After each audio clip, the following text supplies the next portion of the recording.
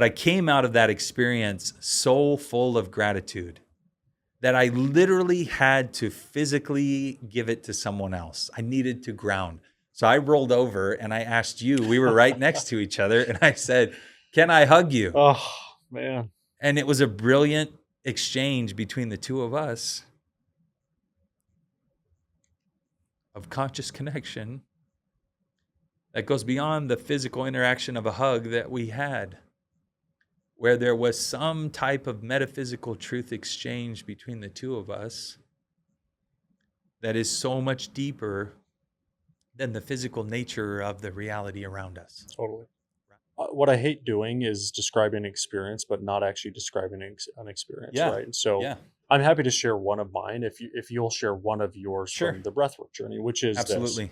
Can you think about describe it in the context of you being sort of in and part of the physical world and trying to think through whether it's through prayer or study, you're trying to find truth in the physical world versus when you can get truly to a place that's metaphysical Mhm. and out of body. Yeah, Describe maybe the difference and actually what happened in this experience. What did you sure, see? What happened? What sure. did you feel?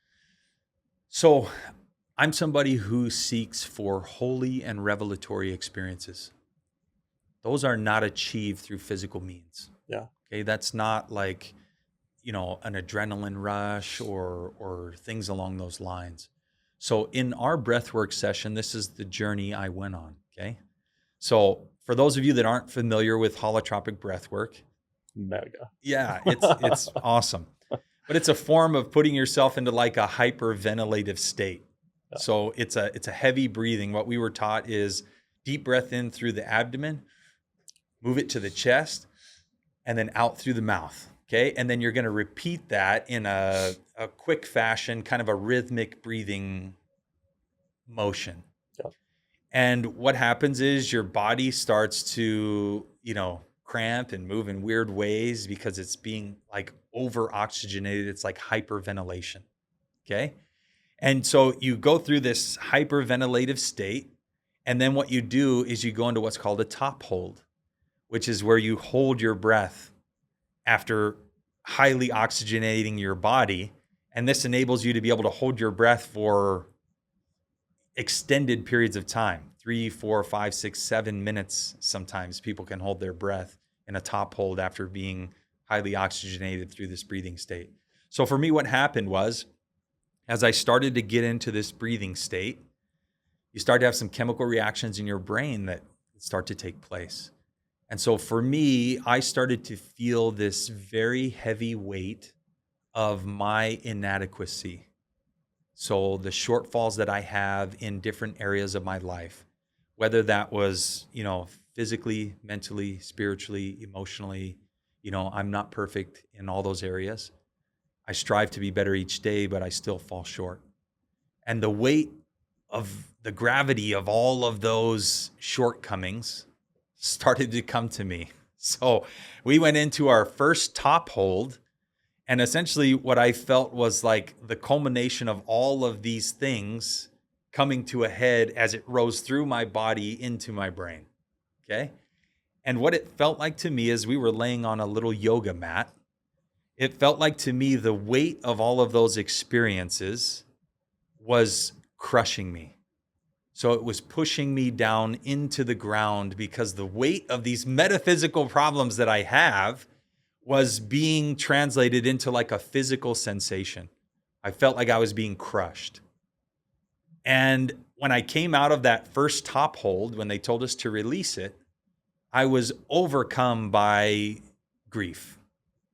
The emotion of all of those things in me that were causing me to feel inadequate or less than or not important or like a failure. And it was brutal. I came out and I was just sobbing, uncontrollably sobbing. They're telling me to try and get my breathing back into this rhythmic fashion, and I couldn't because I was crying so hard. Jen, who was our breathwork coach, has a very innate sense of when you need to be grounded. She came over and she grounded me at that moment. That external physical touch from her kind of brought me out of this esoteric state I was in and allowed me to come back to my breathing and try and calm the emotional state that I was in and find some grounding, and then begin to get back into that rhythmic breathing sensation. Now, as I was able to achieve that rhythmic breathing in the second part of that, what happened to me was I started to feel like the weight of all of those problems that I had was being pulled from me by some source that was above me. Hard to explain that source. It felt like God, pure love, this intense feeling of being, of importance, of being more than the physical problems that I'm dealing with. And what happened was I went from feeling like I was being pressed into the mat. The weight of that came off of me. And all of those problems got pulled into this light, this source of power, and it just ate them all. It just took them from me. And so in that second top hold, I felt a release of all of those struggles. And then as we came out of that top hold and went back into our breathing, it was very simple for me because I felt so at peace. I was crying, but not in a sobbing manner because of the difficulty.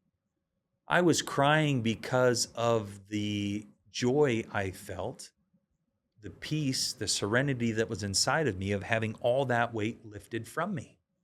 And that second portion after the second top hold, or the third portion of breathing after the second top hold for me, was very Zen-like in nature. It felt extremely calm and peaceful. And then we went into our third top hold. And when I went into my third top hold, that power was still there. But what happened was I felt that power start to build inside of me. And then as it built inside of me, I started to be lifted from the mat, from the ground, and moved towards that power. And the two of us were essentially merging.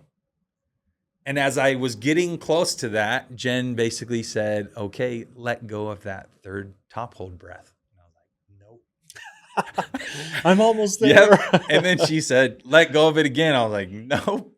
I think she said it 4 or 5 times because I did not want to let it go. And afterwards, that moment for me felt like seconds. What Jen said is that, we were in a top hold for maybe 3 to 4 minutes. Yeah. 3 to 4 minutes, which is miraculous to me because I can't hold my breath for 60 seconds, let alone 4 minutes, And but what that gave me was some truth that I was seeking for, which was something I was studying religiously on the side about our purpose in this life and coming to know God more fully.